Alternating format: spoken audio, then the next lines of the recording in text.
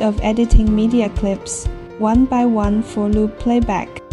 Learn to batch edit media in 3 simple steps with Kommander playlist. Open playlist in the resource panel and select add list files from local. Drag media clips to adjust playback order. Adjust general properties such as transparency and brightness on the right panel.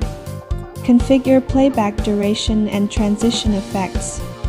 Here we set each clip's duration to 2 seconds. Need to batch adjust duration for all videos? Select the video and click this icon. Apply to following same type media.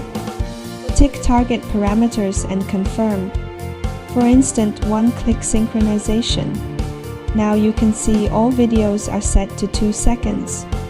Text chart is not a video, so its settings stay the same. Let's remove it. Drag the playlist on the canvas to start playback.